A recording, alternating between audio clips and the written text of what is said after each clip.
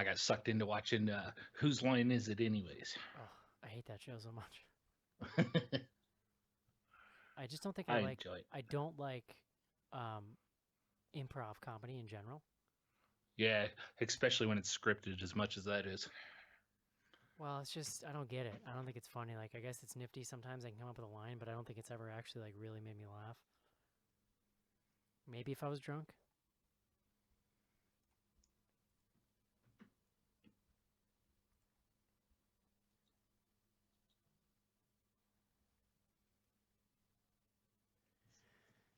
So what's going on? You got any big plans? Nope, not working. That's my big plans. Word up. How about you? You going home? No, we're staying in town. Just gonna do a parade tomorrow probably. The kids. Nice. We went home last weekend, so worked out good.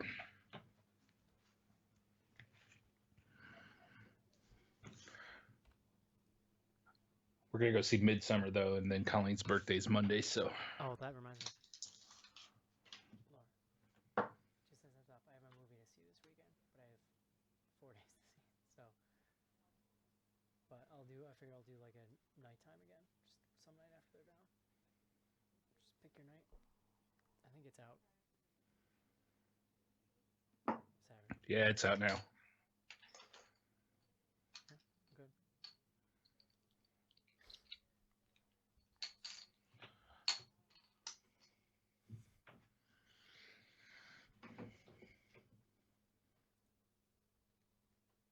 You off work on Friday?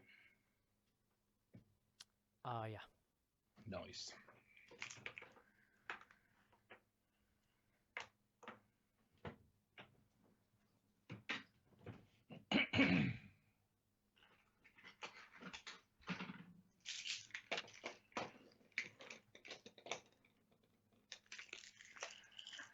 Went to a beer fest last weekend in my hometown, which is surprising because my hometown's pretty dinky. Yeah, that's cool. But have you ever been to a beer fest? Yes. They this one was a little the disappointing part, which I shouldn't be surprised since it was a small town. There was only like 5 breweries there with taps. The rest of it was like some distributor, and they were just serving craft beer out of cans and bottles. Hmm. Well, still got drunk, right? That's kind of the whole point of the beer fest. But yeah, I'm with you. Exactly. But yeah, it's to a certain extent, it can be fun to like. It's fun to discover stuff. But yeah, I mean, I went to them and I went to one in my hometown, which is pretty small too. But they did a pretty good job of setting it up, and there was maybe like 20. And then the one I went to 2 years in a row, we went to Extreme Beer Fest in Boston, which is really cool because everything people bring are just like the really weird, far out stuff they make that Yeah. a lot of stuff like these places never bottle, but they make it and they want to like show it off. So it's really cool. But I mean, I can only really remember one or two things I had. It was mostly just like having fun, getting hammered, and but that it's kind of my problem with them is like they're usually in the day, and Yeah. you're way too drunk by the time it's over. Like there's no way to really pace yourself. It gets out of control real quick. Well, this was one was nice being in my hometown. I got to see a lot of old friends I haven't seen in ages. So, Yeah, that's cool. but holy crap, it's hot as hell here right now, Yeah, you're which I'm too. sure it is there too. But it was brutal. It started like 4 in the evening, but it was still brutal in the sun. Kind of surprised my old ass survived.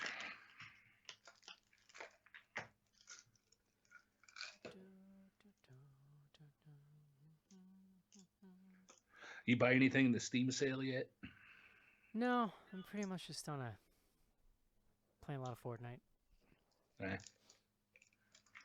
I think I'm gonna buy The Witcher 3.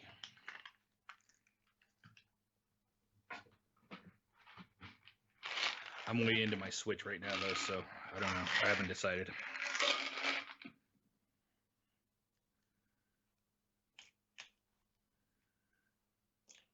Hey Laura, that's a really good picture on Facebook. Yeah.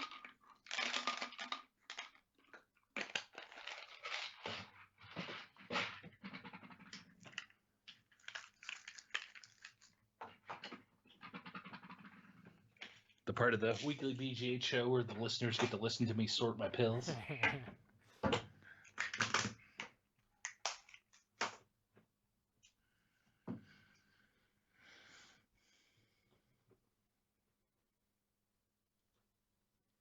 I think Stranger Things starts up again this week, or comes out tomorrow. Looking forward to that. Yeah, I never finished season 1. You never did? Didn't grab me. I thought I liked the trappings of it, but I felt like the middle of season 1 just kind of gets mired down and stuff, and like I don't know. It was really weird. Like at least in season 1, I felt like they really nailed a lot of the trappings of the 80s stuff, you know? Like Yeah. it feels right, it sounds right, but like the story just didn't really do it for me. And I was just saying to somebody at work, like every year the new trailer comes out for the new season and I'm like, this looks amazing. I should catch up. And then I think about going back and I'm like, probably not. Yeah. It is cool. I'm sure I'll hammer through it someday, but I like the first 2 seasons. I'm afraid they're getting a little too into the trappings. At least that's what I'm afraid of happening. but that show's so silly though. You have to, I feel like. You know what I mean? Like you got to lean into it. I mean, because the kids are getting older. Your contrivances you need to make to get them, keep them there, and have these stories happen. I almost feel like by its nature, it's gonna have to get wackier every year. You know what I mean?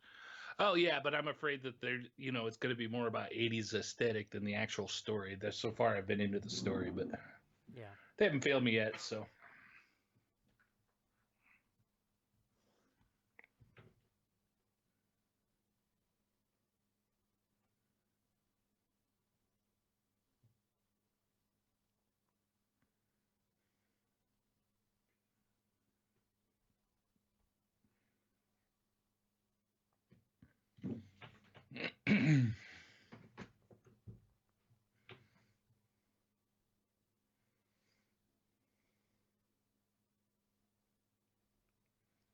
I've got a pretty heavy Dead Cells addiction going, Yeah. which we talked about a little bit on Slack. I know you'd mentioned like with the roguelites how it's kind of demoralizing, which I understand, but there's something about the repetition of it that sucks me in. What is really what is really spot on about Dead Cells is the control is incredible. It's like one of the best controlling games I've ever felt, and Oh yeah, it's a thing where it gives you all the tools you need and is so easy to control that if you die, it's like your fault. You know what I mean? You almost never die and feel like I don't know what I would have done, or like yeah. There's no cheap kills. it doesn't feel cheap. It feels like you know what you're getting into when you see those enemies. You learn the patterns. I just don't. Yeah, I don't think I love the roguelike thing. Um, but I did play. I did put a decent amount of time into it. If it ever gets super cheap on the Switch, I could see myself picking it up again because I have it on PC, so I just don't have time to play it now. But Yeah, it would have to be like $5. yeah. There's something because there was another one, Rogue Legacy, that came out a few years ago that was like that, and I sucked at that game, but I was really hooked on it. It's something about the incremental improvements every time you do a run, whether you die or not, and building all that up. I just get really sucked into it. It's been nice. I haven't been sucked into a game like that for a while either, so it's been a nice change of pace. Yeah. I also picked up Hollow Man at the same time, and I've gone back and tried to play that, and that's more of a Metroidvania, and I have a hard time getting into that one with the current Dead Cells focus. So Oh, Bloodstained. no, Hollow Knight. Oh, Bloodstain looks good, but I hear the Switch port is trash right now. I did hear that.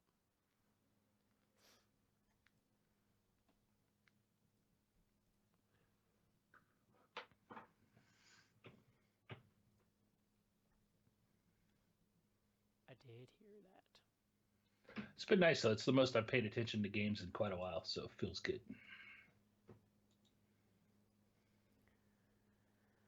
Yeah, man, I love the Switch. It's my So do I. it's yeah, it's just awesome. It's awesome having. Convenience. Yeah, I play mostly handheld. So yeah, so do I. Although it's hurting my neck. I get like weird neck cricks from like staring down at it. I haven't gotten that yet. My problem's all been in the hands, but since I got that latest grip, it's been pretty good. Yeah, I have tiny carny hands, so it's not that big a deal. But you do need the grip because not having the back is too slippery, so and it's too thin. So yeah, the grips give you something to actually hold on to. Yeah. It always makes my fingers cramp up. So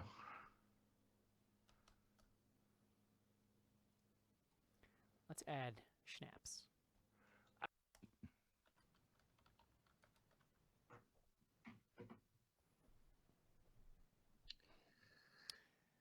Why? Yo. Why? Hello, Schnapp's Yo.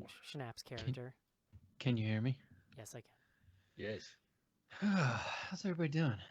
Good. Good. How are you? What you drinking there, buddy? It's a beer. little White Claw. Oh, it's a beer. Yeah. The old That's a- Bengali. I was gonna say that's a go-to for you, but that is a good one. Yeah. I've got Space Station middle finger myself. Oh, hello. No, Joe, I thought he said he was signing in. I didn't see him. Or he was going to be on in 10. I don't know. I do not see him. Yeah. I'm done work for like 2 weeks now, so let's You going anywhere? let's get crazy. Yeah, we're going to Lake Tahoe on Saturday in California. Nice. We're live, BT Dubs. Nice. Yeah, my brother-in-law is getting married. So, What? I thought that was like a week or two ago. Say that. well- Come again? What did you say? my wife's brother, my brother-in-law. Oh, I'm like, wouldn't your brother-in-law be married to your sister? Like, is he getting married to someone else? Like, that's No, No, well, his wife's brother. no, I got see, it you now. you don't have any brothers-in-law, so No, that's why you're yes, I do. confused. Oh, you have, yeah, she has one brother, right? I do, yeah. You have one each, brother and sister, No, just one. on Laura's side. Just one. She doesn't have a sister? No. I assure you. Oh, You're looking at me like you're not telling the truth. interesting. Yeah, I have two brothers in law and two brothers-in-law on my side. So, I work with my ex-brother-in-law. so That's weird. Colleen's sister's husband, former No, husband. my stepsister's former husband. Okay. It's not awkward though. He's all right. We were at a wedding this past weekend, so this is wedding season apparently. You know what? I haven't been to one this year, and I don't think I have one. Yeah. We Might be the we first. had- Might be the first time no lie in a decade or something. Yeah. Well, we have like two in basically 2 weeks, and then we have another one at the end of August. Oh God, that It's all sucks. family. Well, the one we were just at was someone from college. That's the nice thing about being 45. All your friends are married, or they're not going to get married. Most of your family's kids are old enough that they've gotten married off too. Well, so on Suzanne's side, she's the oldest cousin of like 11. And so now it's all of the cousins that are like going through or like working our way down the chain. So it's good. I mean, they're fun. Like it's a good time, but Tahoe's it's gonna be a haul. So I say that now, but there's a whole cluster of grandkids and cousins about Delaney's age. So about 4 or 5 years, we'll probably have a mess of them. oh, that's the best though, because then you're old enough, you don't got to worry about Except for the watching one I got to kids. pay for. Well, yeah, I mean that part's gonna blow. Just to be clear.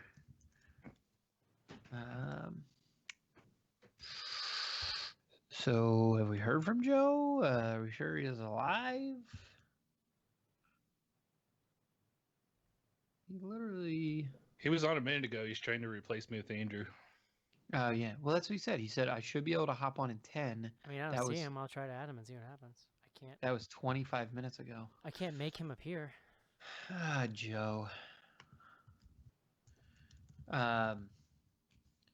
He has all the pre-show topics too. It's He's true. like It's he's true. real hopped up to talk pre-show topics. So Yeah, he's yeah. Mr. Pre-Show. That reminds me. So we want to talk about the meetup. Well, we can talk about Joe meetup. wants to talk about his Joe Bob thing, and then he wants to talk about Child's Play. Briefly.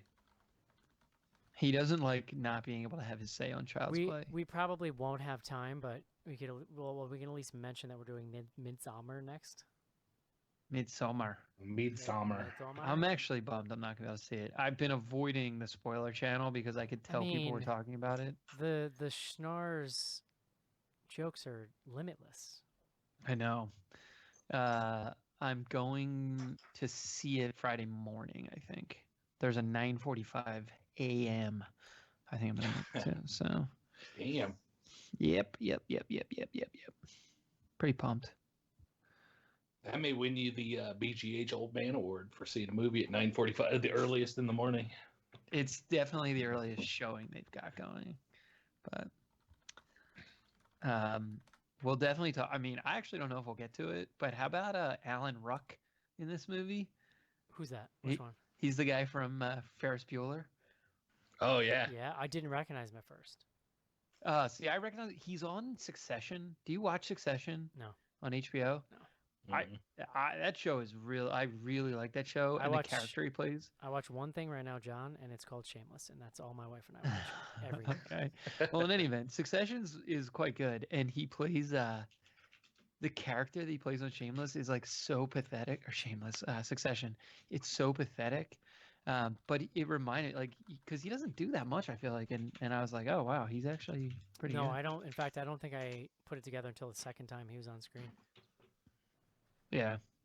There's like 2 or 3 of those kind of actors in this one. Because I don't think I've seen him in anything modern, so I think I was just like, I wasn't even tuned to that. Yeah, my dude might be. Well, it's funny because if you look at his on IMDb, how they give you the, I don't know, whatever they call them, like top picks or whatever for their filmography. His are Ferris Bueller, Twister, Speed, and then this. Star Trek Generations, which is the 1994 Star Trek film. What, is he like one of the bus guys on like one of the people on the bus in Speed? Yeah, he must have been. He's actually been working a bunch. It looks like. I don't know. Maybe he just hasn't been in anything. Because I was thinking, no, maybe he hasn't been. He really didn't even take a break. He just been in a bunch of TV. When Cameron was in Egypt land, let my Cameron go. But I'm telling you, he's if you haven't, strong plug for Succession, and then he's actually really good. He's on the Exorcist TV show too. Yeah, that's where I saw him last. So there you go. Oh, and he's going to be on Dirty John TV show, or was on it. I guess I don't know. I guess that already happened. That was a good true crime thing. Oh yeah, I love that show. You know what I liked about that is it's like at times harrowing and dark, but like from the beginning, you know that nobody died, and so it's not quite as grim as a lot of those things. And so like, yeah, I think they were allowed to be a little cuter about some of the stuff, which made it kind of more entertaining and less just like I said, just dark. And it was. You're saying it was like dialed in for the right level of kind of grimness that you want, which you can do, and the person didn't die. Well, it got pretty hairy at the end. I mean, the last episode is I was like holding my breath, but you're right. Like you kind of know all the primary characters are all talking. So, yeah. Not at all related to that, but my current obsession right now, TV wise, is Weird Wonders of the World on Netflix. You guys seen that one? Yeah. No. It's like a David Attenborough nature show type, like Planet Earth or something, but it's all just bizarre shit. Like a guy who had figured out and took in the DNA out of spiders and implanted it in goats, and they use in the goat's milk. They make the material to make spider silk, so they can industrialize it. That's disgusting. Hey, Joe. What the fuck did I just walk into? That was so weird. I didn't know you were there, and you also have that weird, creepy Vaseline filter on your camera right now. I have no idea why that always defaults. Where the fuck was that? KCU. It was something about blur. If you right click on it, and you can turn off blurring. The camera gets one look at you and is like, oh Jesus! It sort of makes it look like you're trying to. It makes it look like you're trying to take like a really sexy selfie. There you like got it. You're trying to look. You're trying to look really. Quit duck lipping me, you sicko. I think it's more the camera's like, oh fuck, are you podcasting? We don't want everyone to get boners. Are you guys ready for this? Are you ready for tonight's cocktail? Yeah, I am actually. Nice. Look at my ties tonight. Oh my god. I saw you tweet something this weekend, like at midnight, talking about making Mai Tais. Oh my god, Leslie and I, my mother-in-law watched the kids Saturday night, and like it was as close to like some sort of weird rom-com as like we went like overboard. Like we went to dinner, then we went out for drinks, and then we had a buzz going, so we stopped and got stuff to make more drinks at home, and we were up till like 3 a.m. Like, wait, where does she watch the kids? Does your mother-in-law live out there now? yeah, she moved up here a while ago, and I think at one point I had mentioned like she was staying with us. So Yeah, now well- she has her own apartment now, about like 25 minutes from us. Oh, that's Oh, good. that's perfect. Yeah, it works out really well. All right, guys, I'm ready. Everybody Joe, danced out. whatever. We'll just get into it. I have a list. We'll be fine. Yeah, I wanted to talk about the It's all- meetup. It's all. I wanted to talk about Joe Bob and how I met a few folks, and then I think we wanted to touch on Chucky, right? It's Hold on, Joe, No, all- you wanted to touch on It's Chucky. all. Yeah. It's all. Well, I don't care, John. You're the one who mentioned that. We should talk about it. Joe, No, I have all you- of these things already written down. hold on, really quick, Joe. Do you remember the people's names that you met? Because I don't want you to get into it and then be like, "Ah, shit, I don't remember them." Well, what I need to. Are we live right now? Yes, Yeah, we yeah, are. right. I don't think All it's right, I need important. to look up. I am terrible with. I forget the gentleman who I actually like hung out with one of our listeners for most of the night, and I'm drawing a blank on his name right now, so I'm looking that up. I would Nice. I would Perfect. laugh, but that's exactly what would happen if I was in that scenario. So Well, yeah. I mean, I'm not saying I'm better than that. I'm just The thing is, like, I remember his Twitter handle, but Oh, I yeah. don't like he introduced himself and him and his husband, and I do not remember their names. And now I'm concerned that no, good. His name is like in his Twitter thing, so perfect. I hate nailed it. I hate Skype so much. I just want that everybody to know my weekly reminder of that. All right, I'm ready. Go ahead. I can't start the show. Eric. Yeah, that you, dude. Well, mute. You guys, hi. Have we done this before? Ooh, somewhat cranky tonight.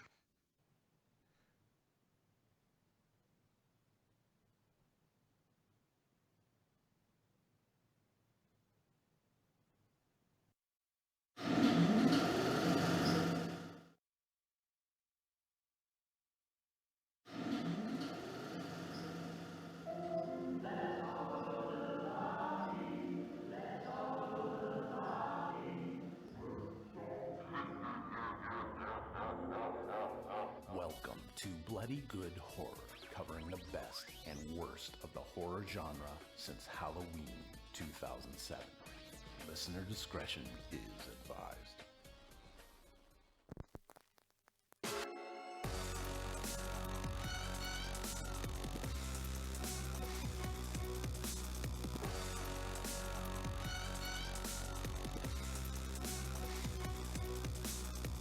Hello, everybody, and welcome to another exciting episode of Bloody Good Horror. My name's Eric. I'm back, and I'll be your host for this evening, where we will be reviewing a little movie called Captive State.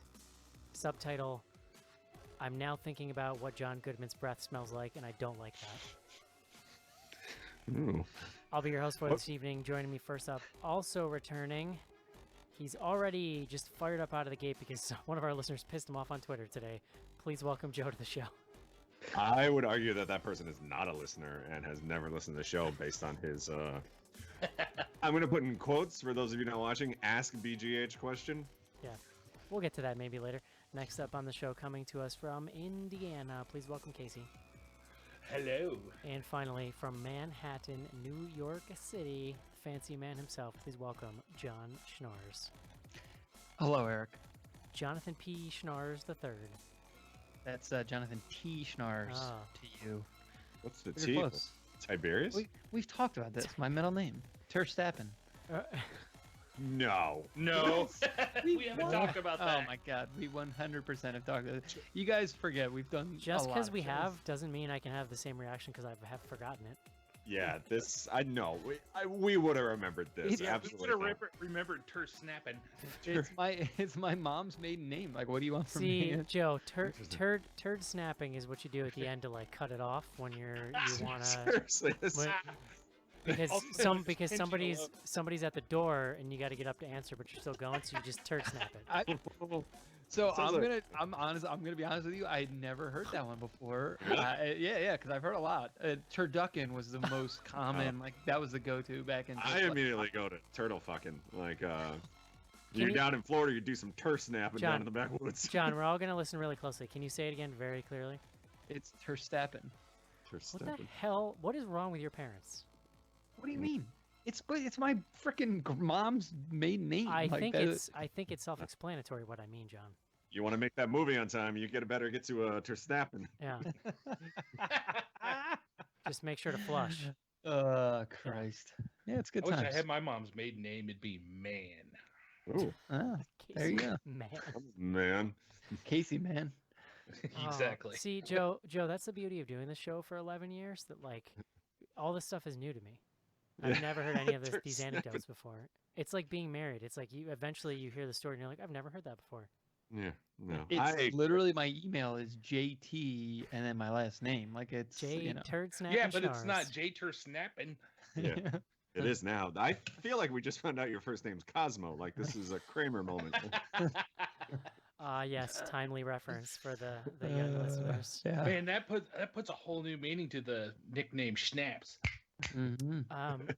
Joe, Yeah. the most important thing going on tonight, obviously, is that you're back. Oh, I appreciate that. I was gonna say that you and I are now delving back into the wonderful world of Cheers. Wow, Joe and I have both watched Cheers in the last week, and we were both delighted by it. Yeah, it is. Nice. It came up on Slack, right? And Yeah. for some reason, we were talking about like finales, right, or something. Yes. And- I was very excited for the Cheers finale. I was verklempt during it, and I taped it. It was a 2-parter. Might have been like 2 hours or something crazy. But I taped it on VHS, and I used to watch it from time to time. Well, I think it started with like saying goodbye to the cast type special, almost like I think Seinfeld did that too, right? They had like yes, you know, yeah, they did like a little mini documentary thing. Yeah. yeah. Mm. Oh, I'm getting misty just thinking about it, Joe. It was great. When we were talking about it, I was reading the synopsis on Wikipedia of the finale and like getting like verklempt at the office. Incredible storytelling. I will say, it's funny. Like, to your point, I understand the jokes a lot more than when I was like 11 watching it in syndication. And also, like, I think because the show paints her as like naggy, I never really appreciated Shelley Long as a kid. But I watched that pilot. I was blown away by how funny she is. Yeah. She's really good Oh, at it. yeah, but- she's great. I mean, I remember hearing stories too of like the cast, like not even Not liking her. show white. Like she's a pain in the ass from what I've heard. Like she's not great to work. Turns out, Joe. What you heard in like 25-year-old like rags, like gossip mags or something. It was in the Star. No, I think she's. I think yeah. she's been, but I think she's been pretty open with how they treated her. I think that a lot of that came from her. I'm sure it was definitely a boys' club. I mean, I was watching. I think it was episode 2, and I would to step back. Like to your point, I feel like especially Coach is 100 times more funny to me now because he's pretty much just like one long dad joke. Oh yeah. But like the second episode, like this guy comes to advice from Coach, and like Coach doesn't like the advice he's looking for is because one, his son got engaged to a black person, and then you find out it's a black guy, and you're like Coach is like, I don't know what to do, and you're just like, oh my god, like this. Wow, Like so progressive. I for the time. know, so progressive. Well, anyway, Yeah. Cheers is great. It's on Netflix. All you youngins should go watch it. And You learn can the download ways. it. It's good. This is what people tune in for, the analysis of 35-year-old television shows. I Sadly. believe that's correct. That actually wasn't the thing I was going to bring up, Joe. You didn't want the record to pass and be closed on Child's Play without getting your thoughts. Oh yeah. Well, just because the wife and I went out and saw it this past weekend, and then I listened to the episode, and I was surprised at how lenient all of you were, with the exception of Andrew. Well, I was saying because you were texting about it, and I was so excited to hear if you were landing on the con or the pro side. I was not. So you had problems with the editing of Texas Chainsaw Massacre 2 as well. That like, I feel like it's such a nerdy, nitpicky thing, but it's also something that I feel like any director who's ever watched a horror movie or like seen any like horror community blog or whatever should know that it's going to be nitpicked. And it's such an easy thing to do correctly. Like, why do it? Like, why, Eric? For you haven't seen it, but there's one part where they're watching Texas Chainsaw Massacre 2, and they show the part where like Leatherface is in the radio station, and then they cut back to like that initial shot of him cutting off the guy's head. Like the continuity of them watching it's yeah. I mean, look, we don't need to like relitigate this. It is not really material to the movie. Like, it does not change your understanding of the film. The only people who notice this stuff are people who are intimately familiar with the sort of Texas Chainsaw Massacre 2 like specific. Yeah, the people, the people who listen to our show. One, why would you even bother like jumbling it up like that? Like, what's the point? It is fair. weird. That is weird. I don't know. It's a fair point. I think Child's Play's been a really interesting case. Like, I haven't seen it. I'll probably check it out when it comes out in video. I can't think of another recent high profile release that I've seen as many across the board responses on. Like I cannot pin down any kind of consensus on this thing. I've seen everything from hated it to loved it to like meh to like I don't know. Here's the question for Joe, because Yeah. this is the thing I want your verdict on probably most of all. Like, how humorous did you find it? Because I actually, that for me is like the part that worked, is they didn't, it wasn't the exact same humor as the Yeah. original series, but it had its own sort of like sense of humor that was slightly, it was still off or dark in a little bit, in a certain way. Yeah. I don't know. Well, I mean, like the first one wasn't very funny. Like it was, it was a doll, but it was still. And if I haven't seen it in a long time, but I remember it being a little boring. It is. Like, It 1000% is. Yeah. yeah. So It has moments, yeah. but it's large parts Yeah. of it are boring. Which you could probably say about this one too. Like it had its moments where it was funny, like specifically where he's like trying to teach him how to scare the boyfriend there, where like his face is going all weird and stuff like Yeah. that made me laugh. But for the most part, like it was not funny, haha. It was like, why would anyone buy like these dolls, especially like that bear? Like that thing's terrifying. Well, yeah. No, I do think all that stuff is ultimately meant to be somewhat tongue in cheek, and but it's not played like straight for laughs, and that's where it's like it's almost I don't know, I almost want to watch it again to be like, I don't know, I had a fun time with it, but I'm like, was I in the right mood or something? It's a good point, and then we can move on because I don't want to like harp on this. I'll say I'm not nearly as down on it as Andrew. I think it was better than I thought it was going to be. I have no desire to go back and watch it again. But the problem I had with it was like I wasn't sure what it was trying to do. Like, was it trying to be funny? At one point, I thought they were going for like a Stranger Things, like kids are gonna like figure this thing out, but then they kind of abandoned that. Like it was weird. And at one point, like I thought Aubrey Plaza was gonna be like the main character that we were gonna go. Like I don't know. Like there was just a lot of weird, inconsistent stuff. Like right from the beginning, I leaned over to Leslie like, is this whole thing spawned by a disgruntled hobo programmer that like, because the guy's like, we're going to send you back out on the streets where we found you. And I'm like, what? Yeah, like, I don't. But he's able to like program these dolls at a computer. Yeah, I know. I don't really understand like the economy of Vietnam, but like if there's just like master engineers living on the street that they can pull in, having not seen the movie, that is such a wonderfully confusing sentence for me. I really enjoy it. See the movie and still be confused. Yeah, is this movie set in Vietnam? No, the very beginning. Oh. Like they show him like making Chucky, and it's in like a Vietnamese factory. No, but Joe, that's like a perfect example of a scene that I think is supposed to be kind of funny because the boss is being so mean to him. It's almost like over the top, But at the time, you're like, "What the fuck is this?" There was fires him and tells him to finish the doll he's working on, and then just walks away. Yeah. I think that was the thing like Leslie and I were baffled by. There was just a lot of like head scratching moments where like, why is this happening? Yeah. Whatever. There was well, thank you for that, Joe. I appreciate it. I'm pretty curious to check it out. It'll be good. I think I'll get a few months separation from everyone's thoughts, and then I can kind of just be like, oh, let's check this thing out. We'll see. Yeah. There was made me think of, there's this company around here who built like an Internet of Things like robot thing that the idea was it was supposed to like, it could read to your kid and it could like sing songs and talk to you and pretty like, it was really like stupid expensive. It was like $4,000, something insane, but it was some Black Mirror nonsense. It was called Jibo, right? So they sell them. It was a startup company. They actually sold a decent amount, and this is the land of like, overvalued startup, like tech startups coming out of MIT and stuff. But so then I read this article like a month or two ago about basically they were getting bought and the program was going to be discontinued. But the thing is, this thing runs in like most of the OS or like the actions it does are being dictated by the cloud. So this thing wasn't going to work anymore. So, but people who have this thing in their homes, they don't know that, right? So suddenly out of nowhere, the robots started delivering a message basically as if it was a person being like, I'm going to go away soon. All I'm going to be able to do is like say hello or something like that.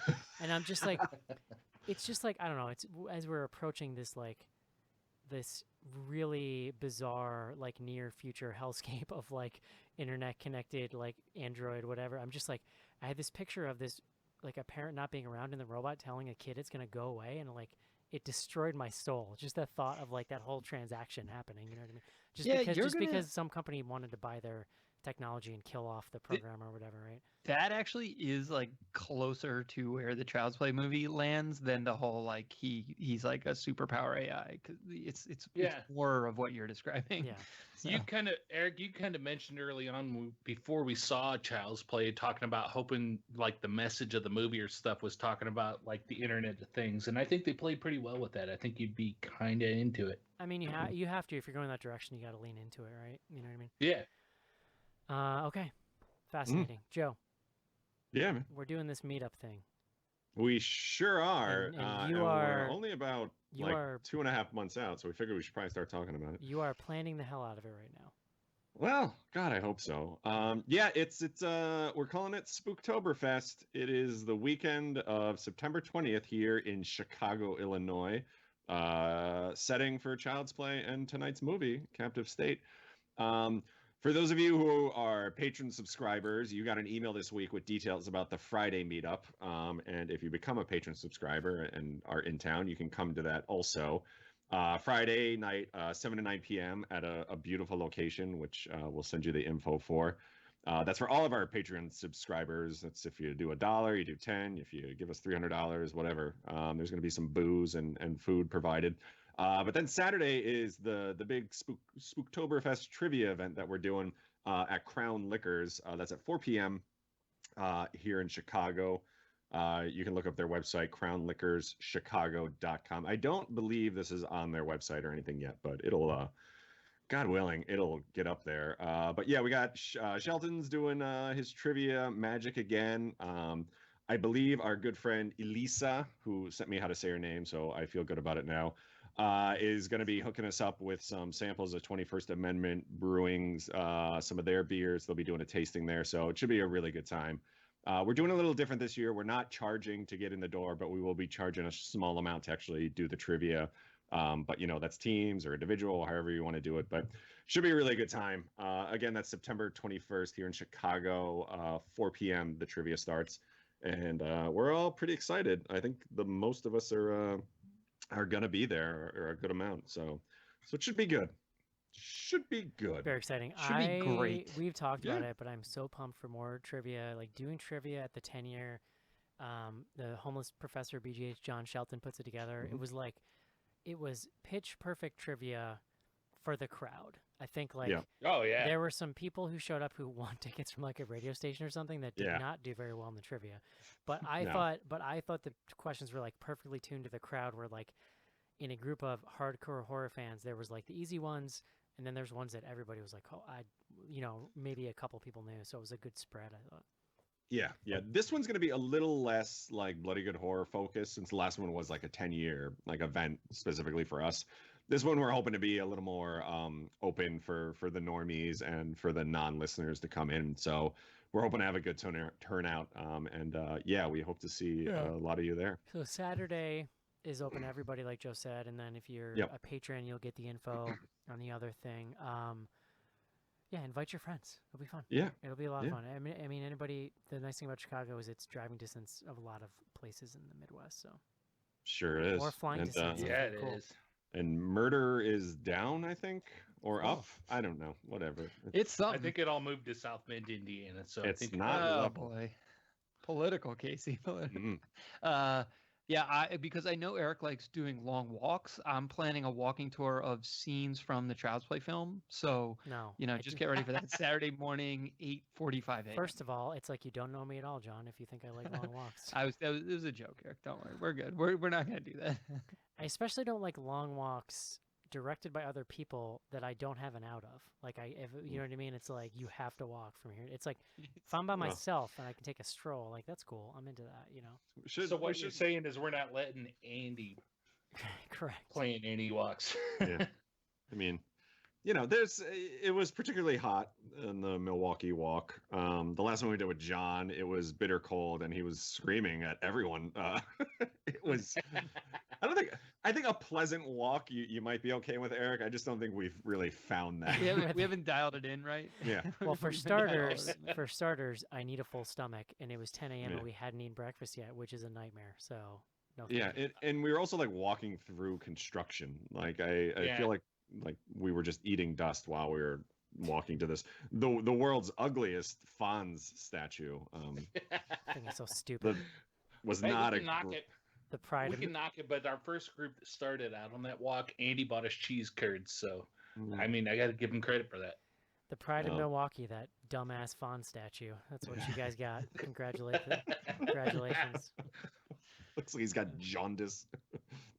Yeah, it's like Uh, terrible painted on blue Yeah. jeans or whatever. Anyway, this isn't important, Joe. What is important is alcohol Sure is. and the way that it heals us. Mhm. And that's what we're here tonight, Joe. We're here to heal you. So please bring us this week's beer pick. Beer guts. Oh yeah, Captive State. Pretty. The thing I should have mentioned about Child's Play, like they really don't play off of Chicago. Like I don't even know if they really mentioned that they're even there. But this one, Captive State, all over Chicago, dropping Wicker Park and Pilsen and all the fine neighborhoods in this godforsaken city. That Soldier one point- Field, dude. Soldier Field, yeah. I mean, I expected John Goodman to like pull out an Italian beef and just start eating it right on camera. They were hamming it up so much. He had his fair share on that. Don't worry.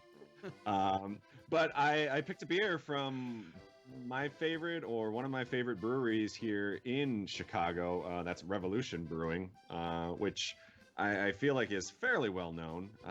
They get out to New York now. They're getting bigger and bigger. Great people. And I picked a beer from there. This is their Brut Hero. I think I'm saying that right. BRUT. So their Anti-Hero is their kind of flagship beer, one of their first beers. It's their IPA. It's what you see on tap just about everywhere here. So they've kind of made a series of, hero beers, mostly IPAs, but have like, little variations to it. This one is a Brut IPA, which is a fairly new style, but you're seeing it kind of pop up all over the place. It's very dry in taste. I don't understand the science behind it, but they say it has zero Plato, which I've looked up is like the sugar to water ratio during the fermentation Oh, I process. mean, if no idea. If they need some, we have a bunch of Play-Doh here. Yeah, I like it. Good. Thanks, But buddy. the style itself is almost like a champagne. Obviously, Brut. That's like a champagne or something, right, John? I assume. There is a champagne called Brut. I guess Yeah. it is. It's a champagne yeast. I think. I think it's a actually. Yes. style. Yeah, it's like a. So I mean, even in the description, they say it's an extra dry champagne-like finish. You still get the hops in there, but it's definitely not as like in your face, especially as like the Anti-Hero, some of their others. Almost like a white grape flavor, a little bit of like lemon in there. Very drinkable, even though this one comes in at 7% alcohol, which is up there for a beer. Damn, that'll get you. That'll get you. Yeah, but it's not like super noticeable. Like the thing about these, like they're very light and they have like a crisp finish to it. So I feel like you can kind of drink these in the sun without having an issue. Like do like 8 or 9 while you're mowing the lawn and be doing good. But yeah, I mean, Revolution, everything they put out is great. It's one of the first breweries that the wife and I visited when we came to Chicago. I definitely recommend it, especially if you're coming into town. I believe the house we're staying at is not far from the brew pub, so we may need to take a trip up there. Whew. Revbrew.com is their website, and big thumbs up and check them out if you can. Cool. Thanks, Thank man. you. Thanks, buddy. Thanks, man. It is time, fellas. Let's talk about Captive State. This is it, Jennifer. Your big break in TV. From the prime time, bitch. Main feature. You guys should be proud of me because not once tonight have I forgotten the name of this movie. Like, It's a that is little pretty tough to good. remember, right? Like Yeah, because even- up until we started the show, I did not know the name of this movie. And then, like, usually every night, even when I'm like really clear on what it is, right when I go to like intro the review, I get a second where my mind goes blank and I'm like panicking and I always like pause for a second. Dude, not tonight. I'm on it. Excited. Feeling sharp, guys. You got like 5 hours of sleep instead of your usual 3.5. Yeah, killing it. Killing it. All right. Are your Yeah, kids no. not sleeping? Is your youngest No. not sleeping through the night yet? No, not through the night. So Dear God, I don't want to sound like a dick, but Madeline just turned 4 months and is sleeping till like 7 a.m. for the most I part. Yeah. hate you. You go straight to hell. You go to hell and you die. John Schnars. Yes. Eric. Sweet half beard, bro. This is about this is full beard for old Terstappen here. It's turd my cutter. favorite. Turd cutter. I thought of you today, John. You know why? Yeah. Because Just I was watching the Women's World Cup, and it was the Netherlands versus Switzerland, and it was just a lot of like pasty blonde, Aryan-looking lady folk. So Like it. Yeah. maybe I watched the game yesterday, Eric. The was a U.S. versus England. it was a good game. It was tight. It's been Yeah. every game except that first blowout was like pretty close. I watched 75% of it, thinking that the teams were swapped. I thought the U.S. would have been in the white jerseys. I liked those red unis. They were good. It's nice. Yeah. I do notice too that Joe, you resisted leaving the sports channel for like a few weeks of World Cup talk, and then suddenly out of nowhere you left, and I'm just like, yeah. The other day, and you and I have had a lot of discussions about this. Like, I don't like to have clutter in any of my lists, and I realize like I go.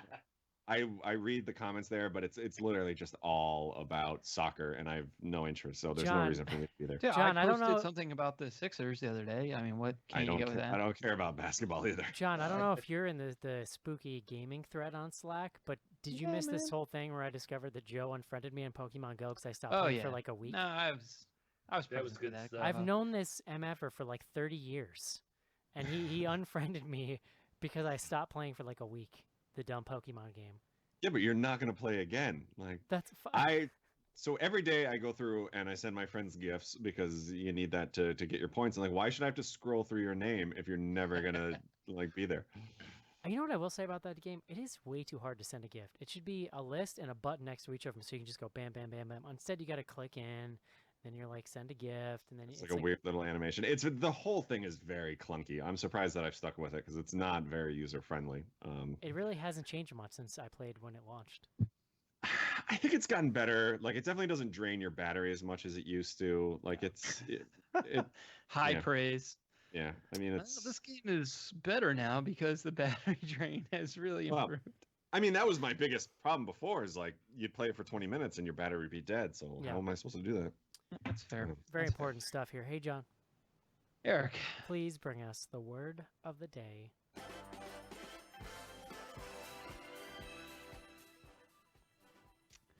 Eric, today's word. It's a word we're unfortunately very familiar with in modern society. That word is insurgent. Mm. INSURGENT. The noun form means a rebel or revolutionary. When used as an adjective, rising in active revolt or relating to rebels. Comes to us from Latin, as many words do. In, meaning, in or towards. And then sugere, to rise. Oh. Makes the modern appearance mid-18th century French, right around sort of, I don't know, the third French Revolution, whenever the hell they, stopped killing each other. It was touch and go there for a few years. Yeah, well, we're still living through some of it. Yeah. So insurgent. Great. Thank you for that, John. You know, I was just thinking, John, what's the origin of Tersnappen? German. Now, does that make you a hyphenate? Because I would really like that. No, And a lot of people it's get kind their of like a mock cheating way things. of getting around it, but you're a hyphenate. Sure, okay. My license is John Schnars. That's it. Or you could just Jonathan. combine them and be like Terschnappen. No, that wouldn't really work out. I don't know. I'm Schnapping. just saying, consider it. Hey, John, talk to me about Captive State. Captive State comes to us from Rupert Wyatt. God. Probably most recognizable to listeners as the director of Rise of the Planet of the Apes. So that was the 2011 sort of original Planet of the Apes reboot. He's the writer and director. He's done a couple other things. The Escapist. He did a movie called The Gambler, which I think has Mark Wahlberg. Mark. Yeah, he was involved with The Exorcist as producer, the television show as producer and director on one episode. So he's a guy. He's been around, done some interesting stuff previously, and yeah, I mean Captive State it's an interesting film, and we'll obviously get into it in a lot of different ways. It's hard to say that there's one main character, so instead we'll kind of set the scene. We sort of come into the film during an alien invasion, and I'm trying to remember. I think most of it's shown through sort of like newsreel footage. False. The entire thing is shown in like Matrix style, like DOS messages in the beginning of the movie. It's like a 45-second info thing at the beginning of the movie. Yes. Okay. Yeah. Well, all right. There might be some archive footage after that, but most of that info is delivered via text. There's definitely archival audio. The text you're referring to is actually about the insurgency, right? And so what we kind of like then flash forward, I believe it's like 9 years post this alien invasion, and we actually are given like very little information about the aliens. All we know is that they've basically kind of inserted themselves into all the major cities around the world. They've built a secure area in each of the cities, and they're using that as essentially a home base. And they live subterranean. They're subterranean. They live underground, and they're doing something underground, but no one really sort of knows what's going on. And what they've done is they've set up a deal essentially with humans, which is basically like, we're not going to destroy your planet, or we're here. We're not going to like kill you all, even though we could. But you need to essentially collaborate with us, and you need to behave, and you need to sort of like, not cause trouble. They're called the aliens that are sort of running the game, I guess you could say, are called legislators. There's like a whole network of the police and sort of other types of state actors.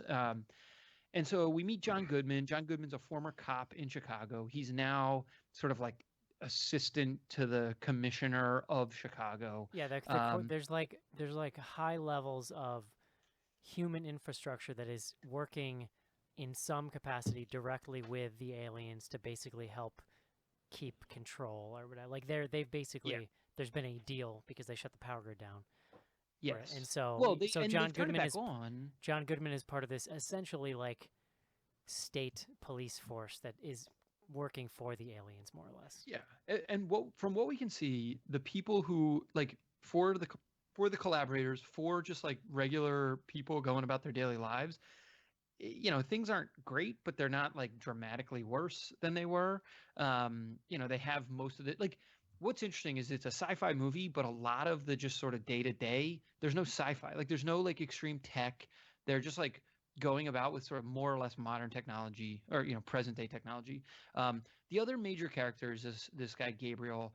Gabriel is working in a sort of, it's like an information capture station. And again, like none of this stuff is like very deeply explained or explained really at all. All we see is that every day his job is to go in, he collects mini SD cards from like phones and from cameras. He uploads all the information into some network, and then he destroys the card. And that's like his job. Can I ask a question?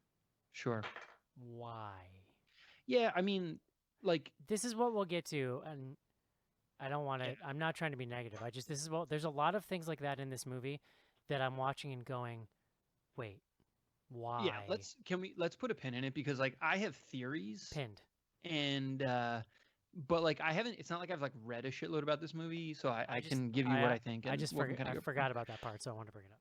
So Gabriel's like a young black man living in Chicago, and I think it's worth saying up front, like there's a lot, while this is a sci-fi movie, like a lot of good sci-fi, there's a lot of sort of like undertones of, you can view this film as a critique of sort of like modern society, or contemporary society, if you want.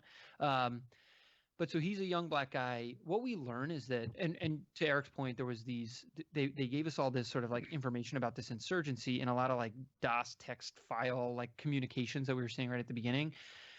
We learned that essentially Gabriel's brother was the leader of this insurgency. And we see that because there's like all these paintings and murals of him sort of around the city in different places. There's also all these like murals or painting, like people are inscribing phoenixes all over the city, and so we get the sense that there is this sort of insurgent network, but Gabriel's like a really imperfect person to kind of enter it through because he's not really participating all that much. He's sort of like on the fringe.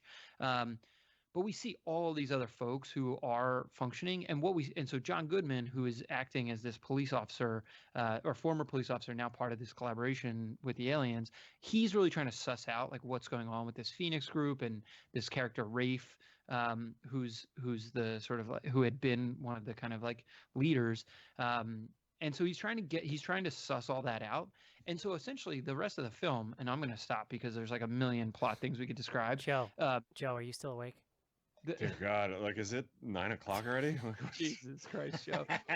The rest of the film is essentially a spy film where we see the sort of competing interests of John Goodman and sort of some of the other collaborators trying to destroy this network. And we see essentially a terrorist attack against a quote unquote unity march where the aliens and the humans that's fine. were You're just synopsizing the entire movie, John. No, well that's it. And like that's like the centerpiece of the film, but it really is like the inciting event that everything hangs off of. Great. Hey Joe. I feel like I'm listening to like a commentary track of like the movie like as it's happening. I would love for anyone else to describe this movie. Joe. What did you think of this? I enjoyed it. John is gonna go, I think pretty hard on the thumbs up. Why is everyone gonna spoil my review before I even get to my review? Let me just read John's email. So I enjoyed it. I think Eric and I have a lot of the same complaints, but I ended up a little more on the thumbs up side. So it's like an hour and 50 minutes, and I had wrapped up the first, I think, 50 to an hour like yesterday morning, and at one point I had like texted John like, at some point do they tell you like what the fuck is going on here, because the first hour plays a lot like, and I don't know if you guys ever watched Mad Men, but the creator of Mad Men hated doing like previews for the next episode, but TNT or whatever the hell was on would force him to, so he would hand in these cuts of just like random like clips of people talking that made like no sense, and it was just always like outrageous. It was ridiculous. It was just like someone being handed a drink and then like someone writing something down, but like you had no idea what was actually going to happen next week. I felt like that was the first hour of this movie. Like specifically, I talked about it over email. Like my like breaking point was when this dog was just like barking at nothing, and there was like no explanation. Like no, why were they showing this? I was just like, what is happening here at this point? But then around the hour mark, you kind of get to the terrorist attack that John is talking about, and I started to get on board with it. It kind of slips back a little bit, but then like the last like literally like 5 minutes really kind of wrap everything up in a really nice bow, and I ended up really enjoying it. But it was definitely like a roller coaster ride for sure. Casey, what's going on over there, buddy? All right. He said that he has to pee, so Great. Go with John next. John. Yeah, I mean, Joe really kind of just had to step in it for me, but I like this movie a lot. I mean, I'm definitely a sucker for these sort of like social commentary sci-fi films. So this kind of for me evoked like District 9 and so other types of film. Obviously a lot of sci-fi kind of goes in this direction, but it is a really original film in a lot of ways, although it does certainly draw on a lot of inspirations. Like we haven't seen something like this in a long time, I feel like. I loved the scene building and the world building, because the director, Wyatt, like he bites off the appropriate amount, right? So we talked about how it's set in Chicago. He actually, to Joe's point, like there's a lot of like throwing out Chicago like locations and neighborhoods that like I know kind of roughly, but like not in specifics. It was like Wicker Park, I feel like is somewhat known, but like Pilsen they talk about a lot, and like Pilsen's like the main thing that they're kind of like talking about, because but yeah, so you got a sense of the place, and I loved the world that he created, because you know this guy Gabriel, even though he's essentially a collaborator when we meet him in the film, you know, he's living this fairly like destitute life. I mean, he's not on the street or anything, but you know, you get a sense for the world as it exists now because of the sort of interaction with these aliens.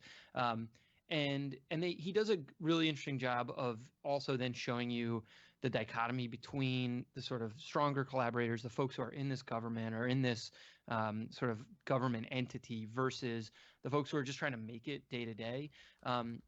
There's a ton of characters in this movie, and I think that is, to Joe's point, one of the things that makes it like, I don't even disagree that it's hard to follow. Like the first 45 minutes, you don't get a lot to hang your hat on. You're just sort of left to try to piece together all of these characters interacting with each other. You start to understand who's part of the resistance, who's not. Who's like a reluctant part too. Yeah, well, and what they're trying to do is like super unclear until you get to the terrorist attack, which roughly is probably about 50. It's like literally the halfway point of the film. 50, yeah. Yeah, and so, you know, once you get that becomes, you know, I mean, it takes a long time to get there, but it becomes, like I said, this inciting event that then the rest of the film pivots around. And so, you know, I ended up really liking it. I think we can kind of dig in and kind of pull apart some of the other stuff. To me, I think the criticism of it being sort of like difficult to follow or confusing, like I wouldn't even disagree with. In some ways, like one of the things I was having a revelation about myself as we were describing it over email, or you know, discussing it over email. I don't mind things that are confusing, because I am willing to, like, you know, let it wash over me and try to piece it together. And look, sometimes it doesn't work, but like here, as Joe said, I think it ends up working. And if it didn't work, like if the last 5 to 10 minutes of the film didn't pull it together the way that it did, I would have been pretty pissed off. Yeah. I will say it's a valid point. Like it definitely teeters on that line, and there was around the 50-minute mark, I'm like, this isn't going to work, and that's where I started to get like frustrated. Yeah, we can get to the ending once kind of we're there. I would have liked maybe a little more, but we can talk about what I mean by that. Casey, what'd you think? I ended up liking this a lot, and it's a sci-fi movie. The fact that it was a spy movie, a spy sci-fi movie, I really appreciated, because usually with these sci-fi movies, especially when the aliens are prominent as part of the plot line, it's a lot of pew pew pew shooting at each other and stuff like that. And they didn't go that route, which is what I was expecting from the trailers and stuff. So it was nice to see that there was a lot of nuance and stuff going on. I didn't feel like I had too much problem following it for the most part, but at the same time, I wouldn't say I understood it. I was just along for the ride. It made a good story, so that was what was kind of nice about it, whether I got it or not. Yeah. Spy-fi? Did we call this spy-fi yet? I was just no, that's a good idea though. thinking that. It's horrible. I've been thinking about this movie a lot today. I think it's definitely thought-provoking. I definitely am in the same boat as Schnorrs in that I enjoy this type of sci-fi tinged with social commentary. I had no idea. I remember seeing the trailer actually now that I think about it. I was pretty psyched for it just based on what you saw in the cast and stuff. When the movie started, I didn't immediately know it was about aliens because I just erased that from my memories. And so all I'm thinking is like, oh God, another grim, like post-apocalyptic thing. But I think they actually steer away from a lot of those tropes pretty well. I would say that I'm like fond of this movie. I think that it looks nice. There's some inspired visuals at times. It's got a great cast. I think there's a lot for me that I feel the need to be a little nitpicky on. I think that there's either too many characters or they just don't do a good enough job of juggling them, in my opinion. and part of that is due to like this lack of a main character situation. I think that like John, I don't know if you mentioned it in your review, but it's got kind of this first act after the opening has kind of like a Tinker Tailor Soldier Spy vibe to it. I think Yeah. that the mileage on that stuff varies for me. Like there are moments. My problem is it gets too convoluted. Like there must have been at least 8 moments during this movie when I stopped and was like, "What?" Like I don't. A lot of it felt very undefined for me in a weird way, and I understand the idea of, oh, here's a mysterious character, we don't know what's going on with them, but it was unclear to me when that was supposed to be the case and when the movie was just glossing over things or not adequately explaining them. You know what I mean? Like because it's not just one character that's like that. It's like several people through the story that you don't really know what their deal is. The aliens disappear for an hour of the movie, which was definitely intentional, but for me, Oh yeah.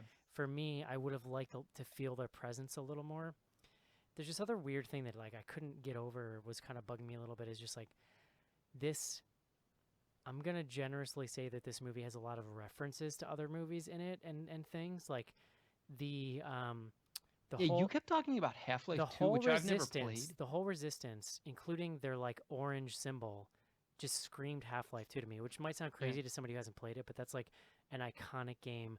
The whole deal with that movie is literally they make Chicago in this movie look like City 17 in Half-Life 2, which is basically, it's the same thing. It's aliens who have come and enslaved humanity, and they are working with sort of the upper tier of humanity as sort of like to help keep them under control, essentially.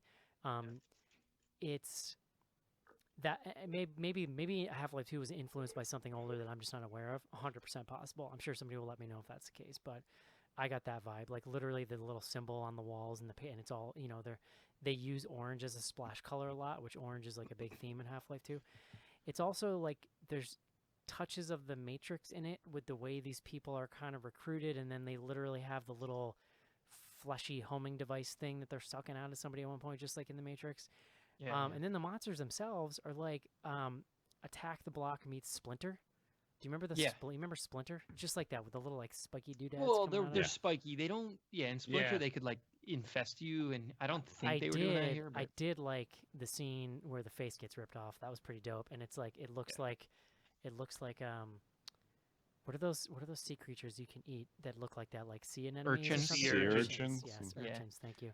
But I think this movie has a lot going for it. I think ultimately for me, it lands in the enjoyable but flawed category. I think that a tighter script and maybe a little more focus on like a protagonist or someone to latch onto a little bit more, I think this thing could have gone from a fun sci-fi watch to something like really, really memorable, which to me, I'm not sure that like it lands there. And it's got, I mean, the cast in this thing is bananas. Like the potential was there for this to be like all-time sci-fi, I think. Well, yeah. I mean, I guess, and this is where like And a listen, lot of my feelings about It's it. Like totally okay to just be a fun, watchable sci-fi movie. I want to make that clear too. I was gonna say, no, I almost don't disagree with anything that you're saying. I actually would just say that. Wait a like, second. This... Wait a second. Are you invoking the Jason defense? I just want to make this official. No, well, no. I don't would say- care. no, it's not that I don't care. It's that like a lot, like my appreciation or like the way I feel about a lot of that stuff is like it like makes me like it more versus like it, and like that's just like a taste thing to a certain extent. I just don't think they threaded the needle. I know what you're talking about, and I think that's I can think of examples where that works. Well, I mean, ultimately, like the point about the aliens disappearing, and Casey kind of mentioned this, like the movie really, like you could almost not have any aliens at all. And like that's small. obviously somewhat the point. It's small. It almost feels like an indie movie with an A-list cast. Yeah. Like this is the way an indie movie would approach an alien invasion because they wouldn't have money to show all this stuff, you know. No, well, and look, like we can talk. I mean, we can talk about the financial side, like because I did look it up. I was curious because this did get a theatrical release. It got like a kind of middling theatrical release.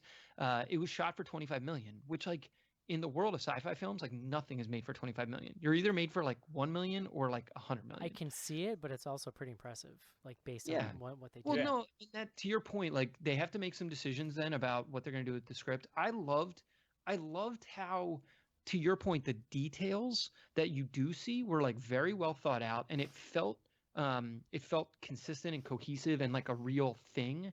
Like, so the other thing that we see a couple times is the ship that they fly in.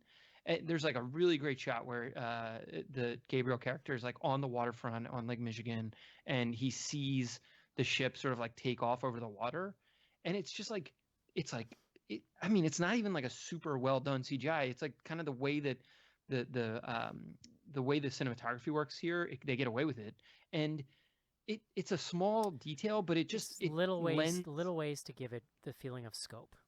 yeah, Yeah. and they really pulled that off. But ultimately, the movie is really just about the people. You know, you mentioned Tinker Tailor Soldier Spy. It's really about the sort of interactions between the people, and they just need to set the stage for the scope or the stakes that these people are dealing with. I mean, ultimately, the first 45 minutes or whatever of the film is about the Gabriel character carrying a cigarette that he gets at work that he has to deliver to. He doesn't even know who he's delivering it to. By but the it has way, like the security in this alien nation state is terrible. It is so easy for these guys to operate. It's actually funny. well, how Yeah. do you mean?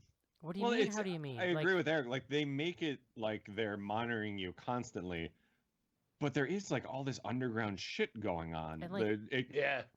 It was pretty easy for those guys to fly under the radar, especially since they went to the extent to show us how the drones work. Like when they showed that one lady early on and the bug started pulsing and they pulled her out of the crowd. So they made it pretty easy to, pretty obvious to show how much they're monitoring to you. But these guys had a simple collar that they put on to block the bug and they could kind of go wherever they wanted. Yeah, but as soon as they were found out that they had that collar, it was like It's funny because Yeah. there are moments You're in where trouble. I almost appreciate this suggestion that like, oh well, guess what? Even for an alien race, it's really hard to keep a clamp down on an entire population. It's just Well, yeah. funny. It's just funny because of how scared they are when some of them seem to be able to operate with impunity. Well, I mean, look, that's like the social commentary side, right? Like they want it to feel realistic. I mean, and it's not that they're operating with impunity. Like they're still going to like extreme measures. They're not like using cell phones to call each other or anything. You know, all that kind of stuff has been shut down. And it's why this resistance, the insurgency, is essentially at the beginning of the film. The overlords, you know, the legislators feel like they've crushed it, and John Goodman's the only one who believes that it's still out there, and he's trying to root it out. And so that's where his character arc is very much one of being the lone dissenter, but then ultimately vindicated. I was very, and this gets to the heart of like, I think the Goodman character is actually where I get kind of lost in this movie, because it's like, am I rooting for this guy? Am I not? And I think I was mostly confused by the captain in the beginning of the movie. He has this whole conversation at some point with Goodman about like, don't make noise. Like he seems to suggest that for some reason the aliens are gonna take some people off planet with them, but why? The movie does not deign to tell you. How? Also doesn't tell you. And then it's like, there's a scene at the end of the movie where okay, so anyway, but my point is, so he tells John Goodman, there's two things, but he tells John Goodman to lay low. But John Goodman is like a good soldier. He's trying to help the aliens by rooting out the terrorists. Like at this point in the movie, right? I in no way understand the motivation for telling John Goodman not to look into this when he's trying to help them. I don't understand this guy's point of like, oh, don't rock the boat. We can go with them. Who cares about Earth? But John Goodman's like, he's trying to do their fucking job for them. What is that? Yeah. What is the deal with that? I don't get that. It's basically, I mean, look, I read it as like, he's a bureaucrat. I mean, look, there's like a whole separate conversation to have about are the aliens ever actually going to like take, are they ever going to take anyone, or are you just, I don't understand the chief at all. And I think that's where a lot of my problems arise. And then it's like, there's a moment towards the end of the film where it appears to me like he's really screwed up and is in big trouble. And then they take him. Spoiler alert, sorry. But Well, like, I think what he the fuck? covered his tracks. Like that's the idea that I got. But yeah, I mean, I agree But with like, you. there's the Eric. whole Like, reveal I with had John. trouble- There's the whole reveal with John Goodman on the tapes before like the later stuff, and I'm like, wouldn't that get him in trouble? Now he's the Hold on. freaking commissioner. Well, I think like what? He's Who the are one you that sa- discovered the tape. So I got the impression that he got rid of any incriminating stuff for him. No, his Yeah, voice well- plays. His voice plays in the meeting. Guys, Does it? Yeah, guys, it's clearly hol- his voice because then the chief looks at him. I'm worried that you might have misunderstood the end of the film now. Yeah, Like, me too, because it doesn't make any goddamn sense. All right, let's we should just lay down a big old spoiler alert then. I like that we broke John. I like this.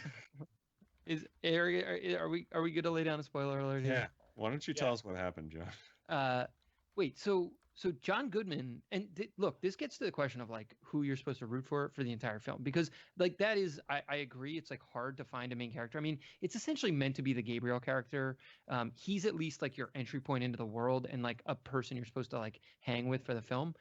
I would argue that John Goodman is ultimately the main character and also the protagonist. And like the problem is, and this is like what I ended up liking a lot about the film, is like you don't know that he's the ultimate good guy until the very, very end of the film. Like the last 5 minutes, it reveals that John Goodman is like the hero of the movie, and like you only learn that literally at the very end of the movie. That Wait, part I is he? understand. Yes, Yeah. 100%. I thought that the kid. So if Because we're gonna it- get like super spoily, like at the end he has that bomb that goes around him. I thought the kid put that on him and he didn't know it. No, John- because the whole reveal is that all these players that he was like hunting down, like Yeah, they all yeah, I got knew that. each other, and so they're all in cahoots basically. That Well, that and part so- I understand fine.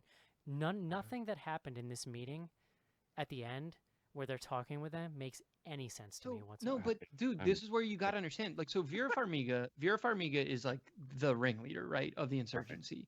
And again, now we're in like extreme. But hold spoiler on, just territory, really very so- quickly though, let me just say, this is where this movie is weird for me. I understand the broad strokes 100%. What I don't understand are like all these little steps to like all these little steps. Like I don't understand how we get from A to B to C to D, but I understand what each of those points are, if that makes sense. Like yeah, it does. at I the mean, end of the look, movie, I know where we are. I have no idea how we got there. I guess So it's like the meeting that you're describing is like where they're like telling the aliens basically what they found on the tapes, right? Like that's what you're referencing. yeah, and you like- hear Goodman's voice. You hear No, the tape. it's No, not. I don't it's think not you Goodman's do. voice. I don't think it's him. Or So- if, Yeah. no, that- it's 10 that- million % John Goodman's voice. Well, I guarantee. maybe No, it is, he- but he it doesn't say was- anything. The like- only thing I could think looking back is that maybe they're not actually hearing it and just we are, because you hear no. John Goodman No. or you hear I her. don't think it's his I voice didn't because hear John even Goodman. after the tapes play, they ask him, "Well, what about you? Why No, weren't you because there?" when it happens, because when it because you lived in the happens, when neighborhood. the voice Yeah. comes on, the chief looks up and looks right at him. Yeah, Well- because the chief knew he was framing him. Well, yeah, exactly. It was. But then the whole chief thing was a got to setup at go that on point. the That- friggin' dude, spaceship.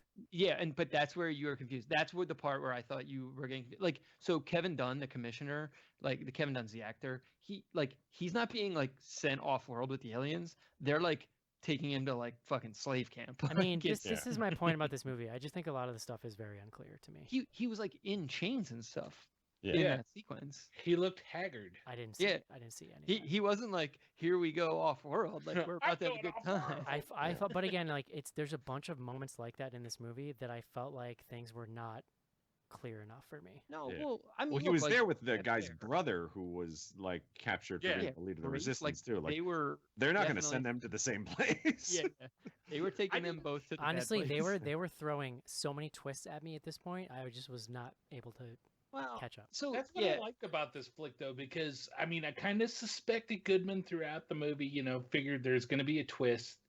It's a spy movie. There's a twist. I was kind of suspecting Goodman, but once you see it all unfold, he gives the younger brother the memory card, and watches the video and sees how they all were connected and everything like that. And it was like, oh yeah, they it was. got off well. I totally agree. Like, and that's where. So like, there's a lot of stuff that happens early in the film where you're like, what the fuck is going on? Or like, why are they showing me this? And it Why- only makes sense. Why is a dog barking at nothing? I What is mean, happening? The dog. I don't even remember It's that like so. sequence. Here's I what it kinda is. wanna Here's find what it is. It's a transition between two unrelated scenes, and then suddenly they do. It's when the hunters are coming, right? Yes. And then, yeah. and then Yeah. suddenly they do a quick like 3-cut flash, and it's like a stylistic flourish. But the problem with the dog scene is it doesn't. It's weird. It just comes out of Yeah. nowhere. It's like a beautiful shot, but Well, out of the dog nowhere. was a Yeah. signal earlier in the movie, but by the time that last scene when the hunters show up and the dog's barking, he's not the signal anymore, so it's kind of pointless. That's He what was like makes it going, and confusing. the thing that pops in my head is like I felt like I was watching some sort of weird like German art house like exploitation no, film or but something. What's weird about it is that the style in that moment is kind of inconsistent with the rest of the movie, and so it comes out of nowhere. You're just like, what the fudge was that? I don't know. Listen, I actually enjoyed this movie a lot, John. I'm just very confused by it. Yeah, Yeah, I'm more I mean, confused now after talking to you guys.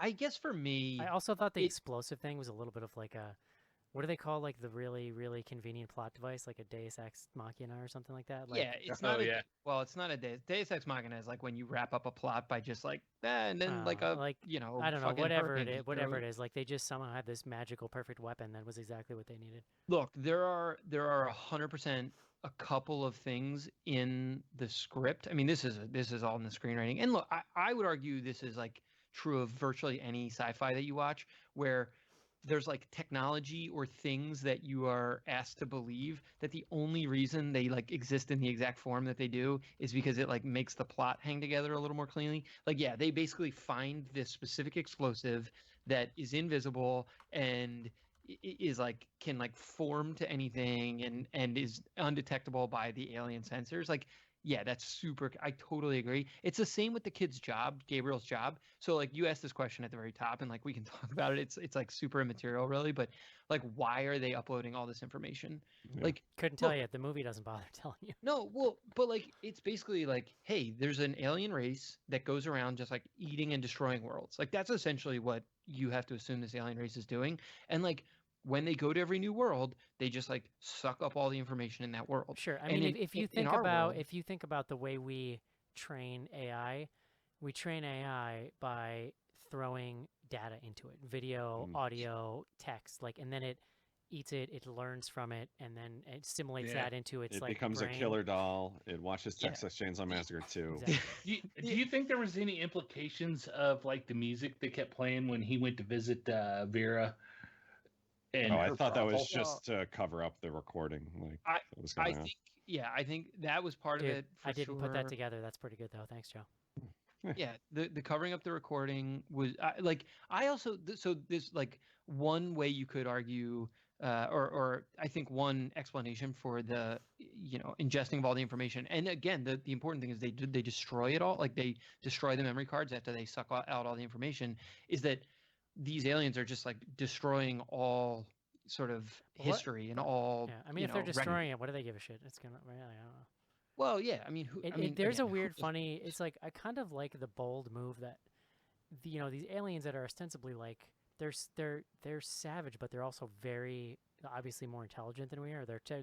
Anyway, their technology is more advanced, but there's a funny disconnect. I like it and I don't like it of like them trying to like communicate with these aliens that basically look like monsters. It's not like your gray, right, with like the big eyes Yeah. who looks really smart. It's like straight up like attack the block monster click clacking at you to make you do things, you know what I mean? well, and The like, fact that they had How did the this fact that they lady had translators is what was How? hard for me to grasp. how? well, yeah, like that like some humans lady's basically like- learn to understand. The what they're lady's saying. like, Yeah. click, click, click, yep, click, click. What was that movie that we saw in the theaters with the Amy Adams or Yeah. whatever? Did you Like, see how that's- long? this- Arrival. Did you see how long Yeah. it took Amy Adams to figure out like one Yeah. word?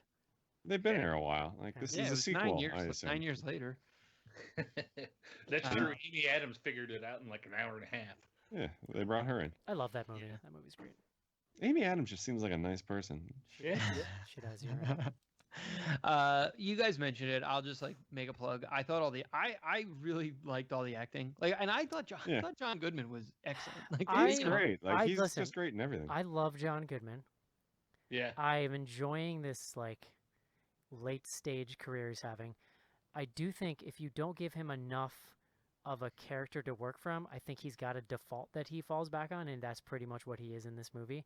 Like he's But pretty he's good at it. he's pretty similar in Atomic Blonde, but if you think about 10 Cloverfield Lane, where he's got a Mhm. really distinct character, he is incredible in that. But here, like he's Oh, doing yeah. he's doing his like his John Goodman shtick, and it's like it doesn't do much for me here. See, Unfortunately. I don't know. I give him. I actually think it goes. I understand your point, and it's fair, and he definitely does that to a certain extent. The thing that worked for me with his performance is that you never 100% like as much as they give you some hints that he's on the side of the resistance or that he's at least sympathetic to the resistance, he like actually plays it evil enough. He leaves it Yeah. ambiguous enough that I was like, I wasn't 100% sure until the very end of the film, and I was like, fuck yes. And like that last scene when he's going down the elevator, and you're just like, wow, all right. So Yeah, Even that's after exactly that, I where apparently was. did not realize that he was. Yeah, I gotta say, like, for as withholding as the movie is, I really would have liked like 4 more minutes. You know what I mean? Like, I just want to see a little something about some kind of reveal or something. You know, like I was like, the funny thing is we talk well, the about like reveal was the video was no, and Yeah. but like I want to see the action at the end, John. Like I want to see it the plan come to fruition here. But Well, but yeah, we explosion. but we're kind of honing in though on this feeling of it. It's like an indie movie with a slightly larger budget. That's how the indie movie would end, is Yeah. without Yeah. showing it. well, it's also I don't know if you watch any of the credits, but that's what the credits were too. Like the credits were like all of the cities falling, like the Yeah, I didn't decided to see watch any of that. that. no, Yeah. it was just the map though. It wasn't like Oh. video. Yeah, they kept of- showing the city names, like they showed Indianapolis with an X on it, like they Yeah. taking them Mm. down. Yeah. Sounds like a dream.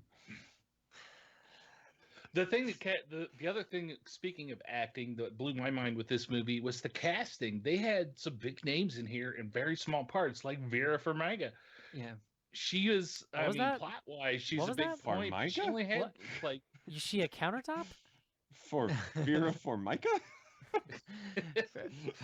it's a Hoosier thing. Go away. It's far. It's But, like, Farmiga. she's a major character, but Yeah, she's a only plot in, like, point, 2 but she's only in like Yeah. 2 scenes, and they had like Madeline Brewer who carried that movie Cam that I think we all liked. Okay, and she's in *Handmaid's Tale*, and she's in *Orange Is the New Oh. Black*, and she showed up as some guy's girlfriend and had nothing else. Oh, Okay, yeah, she two was, like, things. really nice. Two Oh. things. I did not put together that she was in Cam, but I did put together that she was in *Orange Is the New Black*. But I don't think when we watched Cam that I knew that that's who that was. That's actually kind of amazing. Mm. Oh yeah, But no, she's really good. I like Vera Farmiga a lot, but we should talk about the conflicting feelings when she's trying to seduce John Goodman, and she's like right up in his face, and all I can think is like, I love John Goodman, but I bet he's got a smell to him. Oh, Yeah, I mean, absolutely. wow. he looked cleaner than 10 Cloverfield Lane. But this is the thing, like she's not really trying to seduce him. I mean, Well, she like is and she When isn't. you're watching the scene, she is. Well, sort of. John, No, I mean John, she says, "Let's come to bed," or "Come to bed," or something like. Yeah, let's just go to bed. I don't know what she but thinks. she's not like seduction is, trying but super hard. Like it's not like How hard do you have to If try? I was John Goodman Yeah. in a room with Vera Farmiga, that's all it would Yeah. take. But you know? again, like In all that bedroom stuff wear. recontextualized once you know the ending, Sure. it like makes way more sense. Sure. Mm. Yeah, I guess I I'll give you guess, that. John, you're a stronger man than I am. They were they were married, right? Like for like a decade plus, right? They were What? husband and wife. Like that's the What? whole Wait, what? Yes. Really? Yes. I didn't get How did that. you get that? Oh. Because That they was were in at a the video. barbecue together? No, They didn't show them married. Yes. No. Oh, They okay. 100% show them kissing in that video. Okay, And it's like, first oh, of all, my love, like I whatever. cannot confirm that, but I 100% just thought Schnars was telling me that John Goodman was married to her in real life, which Oh, was I would like blowing that. my mind. Good No, for that- him. I gotta mean, go look, back and watch that's- this last That's scene what I again. was thinking. Just I Go can't. ahead. I can't Somebody confirm find. that. I'm John. like 98%. If I'm wrong, I'll I eat don't- my hat. I don't think that's true. Mm. But it explains why they have the relationship they do in those scenes. Because like, look, like it's not like a guy visiting a prostitute. It's a guy seeing his wife that he's not allowed to be married to anymore. Who he like, he's essentially had to like emotionally divorce himself from. You know, that actually changes the movie quite a bit for me. Thanks, John. I liked it already, but I like it even more. That's what I'm saying. Like, there's a depth to this movie. Like, there's a lot going on here. I think the script Yes. is actually quite good. And Yeah. again, like with the caveat that there are certain things that are like wacky, but that's true of any sci-fi movie. And especially, I mean, we haven't really talked about the social commentary side. I don't know if it's not even that specific in its social commentary, but anytime you have a film where it's like, the privileged class and the sort of undercat class and or people like suffering through oppression, like you can kind of go a lot of different directions with that. I loved the depiction of the insurgency. I mean, I know I mentioned over email, it's like absurd to even compare these two movies, but if you've ever seen Battle of Algiers, like like one of the, it's always on like the top 20 films ever made kind of movie lists. But, that's a movie about, an insurgency in Algeria. And like, there's some similarities here because this is really, it's not often that you see a movie told from the side of the insurgents and like what they're trying to do and what, how they're trying to survive, because like we're in America. See, I disagree. Like, so many movies are told on the side of the insurgents. What I thought was interesting is that the Goodman character, what you don't normally see, is like the side of the state who's trying to like clamp down on them, right? Like, I thought it was interesting to get the view of the middle guy, Goodman, like just trying to deal with both ends, right? I'm watching this last scene. They do not kiss. Do you have the audio on? No, I'm not. I don't have the audio. But like at one point, she shakes his hand. John, what do you think kissing is? Yeah. I don't know, John. I'll listen to it with the audio after this. But like he literally like walks up and shakes her hand at one point. John was confused because he was licking the Formica countertop and he thought that. I thought actually, now that I think about it, I thought she was with Cameron from Ferris. Yeah, Bueller. that's like he's sitting next to her with like his arm around her, like. All right, then maybe I would. All right, get me a hat over here. I'll eat the hat. But it's not to say John Goodman didn't have a little crush during those times. Yeah, maybe that's what I was thinking. I don't know. I mean, who doesn't love a good countertop, you know? Yeah. That's what I'm saying. Or All bedroom wear. All right, Especially guys. one that's scratch resistant, like a nice Vera Farmiga. That's my I favorite love, thing about this whole movie is our text messages going on during the watching, and Joe texting us all and saying, "Is there anything I need to be worried about watching this on the train?" And John said, "Just Vera Farmiga and some bedroom wear." Yeah, well, what I don't know what else we would call it. I couldn't spell negligee. That was part of the issue. Could have said underwear. That would have been fine. Yeah, I don't know. It's a little saucier than that. Undergarments. It's like a slip. Actually, it's like I a bra. did love Joe. I think it was while you were watching, and you might have just pinged me or texted me, or I don't know if it was to the group, but like where they like make the reveal that Vera Farmiga is essentially the ringleader, and like she's literally shot like 3 seconds later. In the head, like just it's her, bang, through the head. That's what's crazy is it's at the direction of Goodman. Well, it's intentional. Like no, I understand that. It's part of, like, he's got to do that to get to where he wants to be, but it's pretty wild. Exactly. It's pretty wild how he's basically just willing to. That's like the biggest emotional hit of this movie when he turns to the younger brother in the car after all this happened and said, "How do you know it wasn't designed to fail?"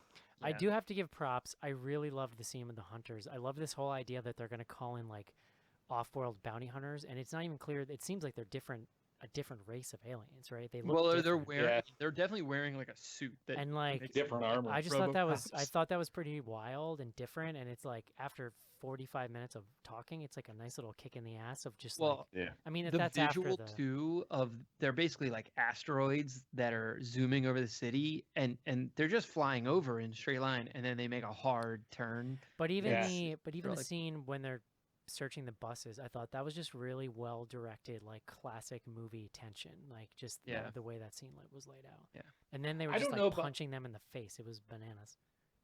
I don't know about anybody else, but based off of like the poster for this movie and a little bit from what I remember of the trailers, I expected the red mist to be a bigger part of this movie. Yeah. But they showed it like once in the beginning and once on the bus. The poster is very confusing because the scene, I can't tell who that character is. But isn't that the young kid who's not even really like an active participant? I think so. So it's he's like a pawn at best. Well, he's the like cipher for the audience in some ways, that you're meant to live through. I don't know, honestly. Now that we're talking about it, I almost want to go back and rewatch the film because there's like so much going on. I was apparently confused about who was married to who. So we were all. Eric thought he heard John Goodman on the tape. Like we all had something. I thought John Goodman was bad. That I would actually like you to go back to after the show, Joe, because I was as soon as I pick up your dry cleaning, I will get right to that one. Thank you.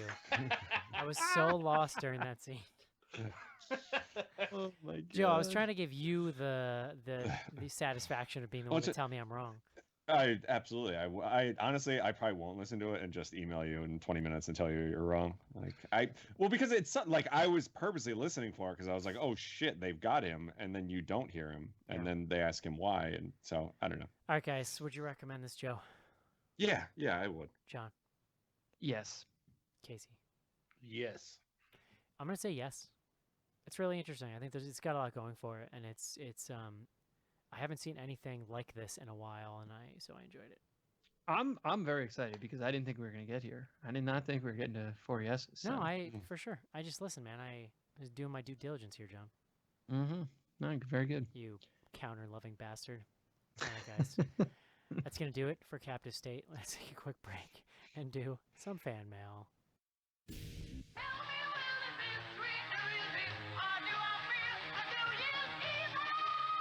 Every New Year's Eve, the caller came out.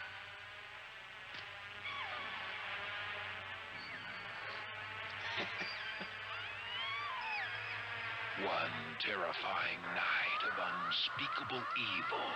New Year's Evil. Rated R. Now playing at a theater or drive-in near you. Hey, this is Ken Foray. Make sure that you tune in to Bloody Good Horror, the best horror you'll ever find in the United States or internationally, Germany, England, Italy.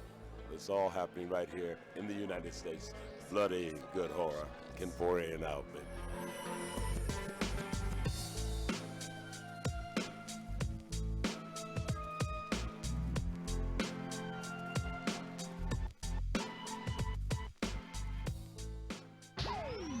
Send your emails to info@bloodygoodhorror.com or hit us up on Twitter at BGHorror with the hashtag AskBGH. And don't forget to pick up back episodes of the show at podcast.bloodygoodhorror.com.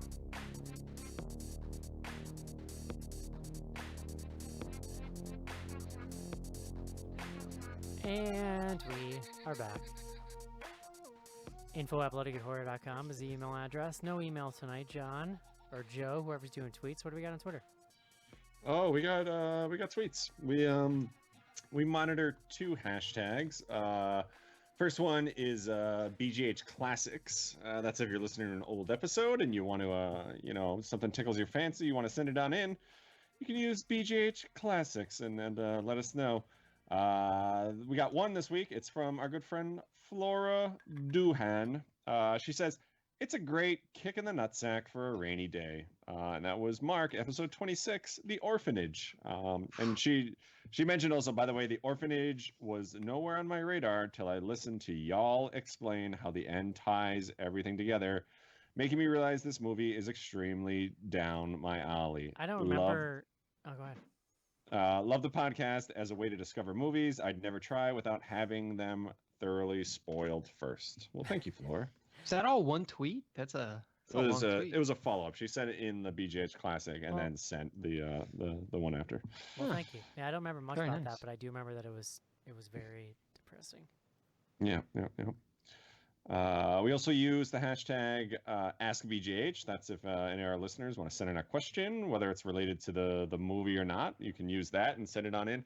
I do want to say briefly, I had the opportunity to meet a few of our listeners a couple weeks ago, but I haven't been on the show.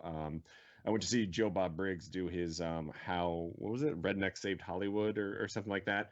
First of all, awesome. Like if he comes to your town, it's like a 2.5 hour like rant that he does, like that sort of when he does the drive-in. I love him, but I'm exhausted just hearing that. It was because they said it was like 7 to like I thought it was gonna be an hour, and like it was 2 hours, no joke. But I had an opportunity to meet one of our listeners, Brian, and his husband. Another one of our Instagram followers saw our photo and mentioned that she was there, and she wished she had known that I was. And then I'll tell the story briefly, but it was super funny. I was walking back to my car. I parked way too far away, and bumped into this guy that I work with, like a few blocks from the Music Box Theater where this was. I'm talking to him just like briefly, and this couple walks by, and the woman goes like, "Your voice sounds like really familiar. Are you Joe from Bloody Good Horror?" That's and awesome. like just blew me away. Super nice couple. I didn't remember to get their name, but thank you guys if you're listening. So for saying hi. how cool does that person you work with think you are now? It was one, luckily he knew that I had a podcast, otherwise it would have been like really, really awkward. But Yeah, like he was rather impressed that like I was like an F-list celebrity, I think you or whatever's below that. It's lower than that. It's definitely lower. But yeah, definitely go see Joe Bob if you can. So anyway, Ask BGH is the hashtag that we use if you want to send in a question. First one from our good friend @_R or DRXP. That's Rob. Not a question, but get Andrew on the show more often. Top lad.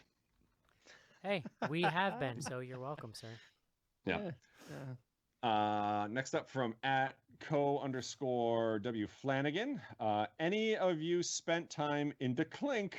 Which of the BGH crew would do best in prison? I'm thinking old Schnars. Probably, maybe Casey. Yeah. I mean, don't know. I'm actually, terrified if we go to prison. actually, Yeah. let's be real here. It's Cece. Oh yeah, that's true. Yeah. I absolutely. actually think He's it's the hardest. I actually think there's no question who it is. Yeah. Yeah, 100% agree. Yeah. I may or may not have been arrested before, but I haven't spent any time in the clink. Never Yeah. been Nice. arrested. Definitely been at parties that were broken up and got a stern talking to, but that was about it. So I got picked up for shoplifting at Kmart, but I was underage, so. that's right. That's right. Uh, You'll have to citations. Go but, listen to episode 500 for the details on that. It's in there somewhere. That's a good one. Next up from our good friend Monica, that's @mi corazon mi amor. How much longer until BGH and the Jack and Nick show rub podcast parts? I unfortunately have slipped off listening to these guys, but I used to listen to them a lot. Jack and Nick, they used to be on the Slasher Cast. Super funny guys, and when I do randomly jump back in and listen to podcasts, I check them out. They're very funny, so you guys should check them out. Nice. We have never had a guest on the show, so probably never. We should mention it that Mi Corazon is back in the fold and couldn't be happier. Yeah, very excited. Yeah, I think she popped up a couple weeks ago. Very excited to Yep. see her. We back. were all happy to see her back. I'll apologize on the air. I told her I would send her stickers about 2 weeks ago, and I've yet to do it, and I feel bad, but I'll get to it. Next up from our friend @ShineMaster9000. Can I get a few good werewolf movie recommendations? Dog Soldiers. Ginger what's- Ginger Snaps. Ginger both Snaps. 1, and if you like it, 2. Yeah, I mean, I'd say Yeah. 2 for sure. 2 is fantastic. I would go on record as saying those are both not good. I mean, movies. American Werewolf is like that's. I assume I don't have to recommend that. I mean, the thing is, but- I actually am not crazy about werewolf movies in general, which is probably why I like Ginger Snaps because they're just it's very different. God, there's definitely other good ones that we're not thinking of right now. Silver Bullet had its moments. Oh, don't even get me started on Silver No. Bullet. Did you say? I think you said Dog Soldiers, John. That's a good one. Yeah, Dog Soldiers is like always my go-to. That movie's freaking amazing. There was one that came out around the time of Dog Soldiers, and it was like frontier based, and it had a lot of kung fu and stuff in it. Do you guys know what I'm talking about? Sounds terrible. No. You know I what? just remember the cover. The guy had the big tricorner hat No, so- and the no, leather no. coat that was like up It was right to not the- around. no. It was. I don't think it was around the same time. I think it was a lot earlier than that. I think it was late '90s, early 2000s. I know what you're talking about. I've never seen it. I always wanted to see it. It's a French movie. Yeah, And it's like I gotta look. I this up. remember it being pretty good. But it like just had an amazing looking trailer and art design, and I just never saw it. I'm gonna look it up right now. Go ahead. Fuck me bleu. Now I'm just like punching in werewolf movies. I gotta see. You can keep going, but I'll. It's I'll- called it's called Brotherhood of the Wolf. It's 2001. Yes. 2001. Oh. Vincent Cassel. Wait, Oh. didn't we do that? No, I don't know if we did that. I've seen that movie though. It's No, but yeah, it's I would wacky. do it on the All show. right. I would do it on Two the show. thumbs up 'cause from John, it sounds like. I want an Oh. excuse to watch it. So Guys, now I'm just embarrassed. Teen Wolf, come on. whatever. Oh yeah. Oh, Teen Wolf's fucking amazing. You stop it. You're tossing around the amazing word a little too loosely. All right. Well, it's in my amazing category. Yeah, I went to a junior high Halloween dance dressed as Teen Wolf, and it was the bomb. Anywho, There you next go. up from Nylan Davinger. That's our good friend Lori Havenmal. She says, I asked my hubs if we could do pizza on the grill for the 4th. He said it wasn't American. Fine. What are your grill master / summer holiday specialty dishes? I make a mean tater salad. I like a good potato salad, but I'm gonna be honest with you. 90% of the people who think they make good potato salad, it's trash. It's Yeah. tough. A I'll have to make very good potato salad. small percentage of potato salad is actually good. You're gonna have to mail that to Eric, and Yeah, we'll have to get I it will rolling. I will judge your samples if you send them to me with some like dry ice. Does I'm a not sound so- bratwurst guy Same myself. thing so. with deviled eggs. Everybody thinks they make good deviled eggs. Most people do not, and I don't. Have I'd to agree tell with you them. there. Yeah. I If your see- deviled eggs smell like hot farts, I don't care how good they taste. Like they're not well done. I would argue that deviled eggs, there's like a high floor. Like even bad It's deviled hard. eggs are like Yes, it's fine. hard to mess them Mm, up. no, Yeah, I will. bad devil eggs could kill you, John. Well, That's- I'm not saying like spoiled rotten. No, but deviled eggs. but potato salad can be very bland, and when that happens, it's like, what are we even doing here, guys? We're just Yeah, eating just eating potatoes and potatoes, mayonnaise. yeah. Yeah. the wife is like so sick of it, but I enjoy the smoker a great deal. I will pat myself on the back and make a mean rib. Which I'm a big fan Stop of. smoking so much meat. Yeah, can't help it. Yeah, I'll tell you. I am not a good cook for the summer months. Well, listen, we don't grill. There's no grilling in New York. That's like not a thing people do. Can I just say like I love watermelon. I love watermelon season, and so like that's what Sure. it's my go-to summer food. I can cut it up like a champ. Yeah. I would say pizza on the grill is American. Anything Yeah. on the grill is American. Pizza's- yeah. So that's you fight that fight and you win it. You Listen, the kind of punch pizza your husband in the fucking face. the You kind do of it. pizza we eat is very American, so I wouldn't worry Yeah. about it. All right. Next up from @ChaseTix. With Child's Play 2019 being about malfunctioning AI, was anyone else reminded of the Joe Dante movie Small Soldiers? I never saw that. No, I but- saw that in the theater. Wow, wasn't that a kids' I movie? think I did too, but it didn't liked remind it. me of it. It was pretty good. Phil Hartman's last movie. Rest in peace. Oh wow. Yeah, There you yeah. go. That was I very like that movie. that was very big at the Hannaford when I worked at the video rental, so I watched it a good amount. Next up from our good friend Skizbot. If you had a magic ticket like in Last Action Hero, what movie would you want to be transported into? Goonies. I don't Goonies would be awesome. Casey, you want to be Adventure. just so I'm clear, Casey, you want to be transported into a movie in which a rich businessman wants to buy your neighborhood and turn it into a golf course, No, I There's want to go on the Mongoloid adventure. running around. and then you want to have your hand forced into a blender where you then cry and tell a Yeah. story about puking. in Oh, your so you're saying I'm automatically going to be Chunk? I actually wasn't, but that's fine. Yes, I can here do we the are. truffle shuffle. that was the implication. The thing is, Uh, like, no movie is a good place to be in because there's always like a bad thing happening, right? Like, Yeah. Well, I don't know which installment of the Smothered and Covered series, which is I believe Vivid Entertainment, I would want to be put into, but like definitely one of those. Like that would be my pick. oh my god, dude. We should just let's move on. Oh my god. There is nothing bad happening in those movies, Eric. I'll tell you that much. Boy. That made me a little ill when you said that. When it like once it processed in my brain. Yeah, well, it's on film. And then we got two here from @horrorfan4129. So now I have a Switch and two games, Zelda and Mario and Rabbids. That's a game, Rabbids. Yeah, Mario versus Rabbids. Yes. Oh, I see. Okay. Which I'm loving. So what other games would you suggest I get? I'm after a game I can play on my couch, not on the TV. Dude, first Mhm. of all, I think Casey, we were just talking about Dead Cells before the show. That's Yeah. a really fantastic roguelike kind of Castlevania type thing. These are like some essentials. Like it's all the indie stuff, really. Like I honestly Yeah, don't I was really gonna care. say Yeah, there's the not a indie ton of I don't titles care where that I'd much. say they're- I don't that care aren't that indie. much about like the Nintendo stuff, but it's like Dead Cells, Into the Breach is fantastic. That's another roguelike Yeah. thing. I would put Hollow Knight. Hollow Knight, sure. I would put in a vote for a little Stardew Valley if you want to lose like 100 Oh, hours yeah. of your life. Yep. Stardew Valley. I mean, you got to be up for a specific type of game. I can't remember if I posted about it, but I downloaded Celeste and I've been playing that, and it is very fun. So I'd give a good shot. That was like a big indie platformer type that people loved. So Yeah, me and Dead Cells on the Switch though is a problem. I haven't played it. I'll have to check this out.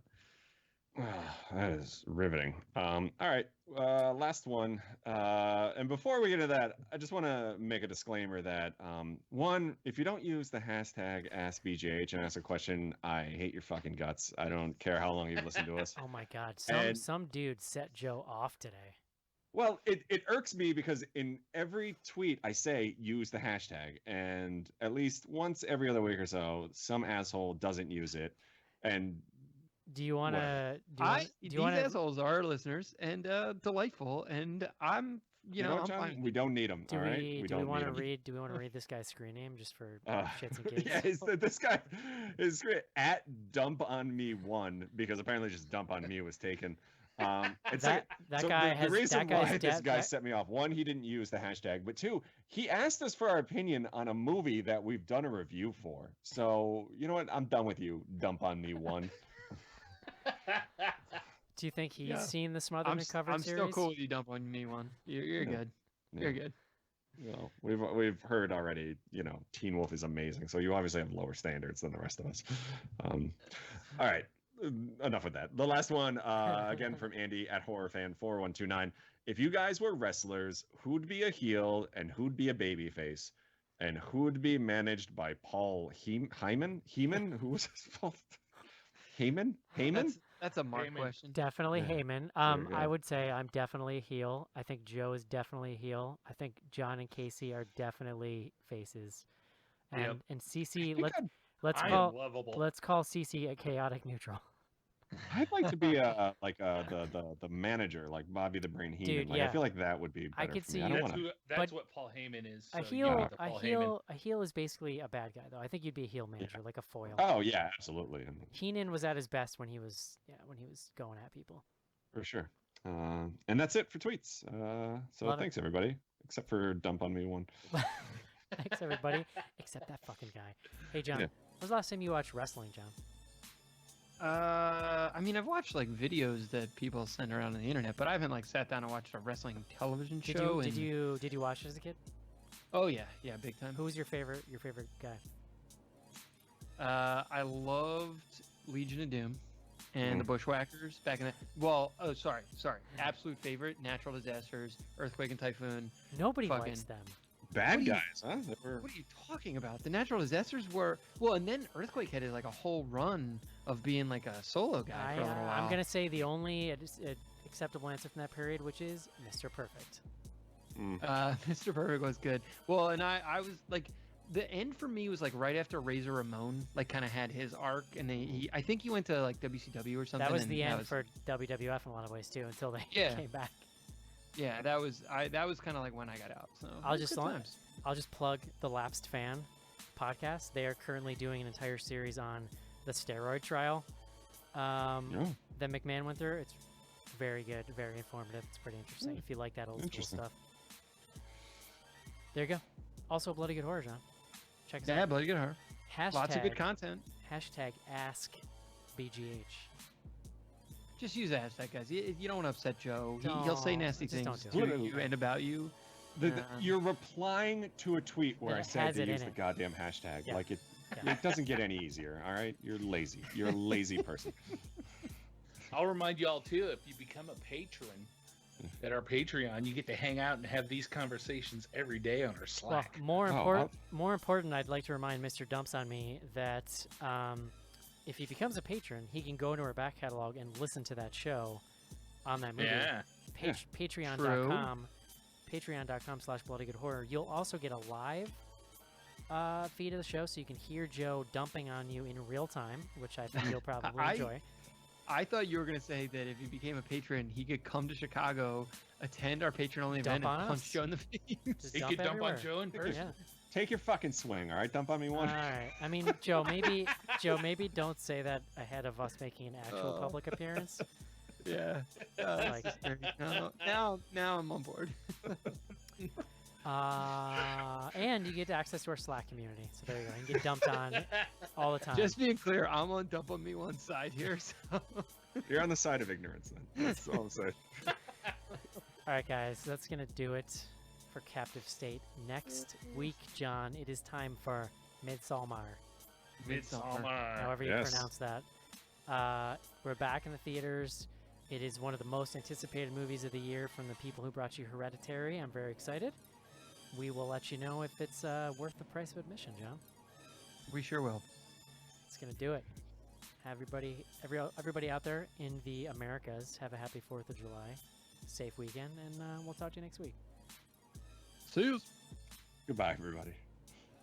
Bye-bye.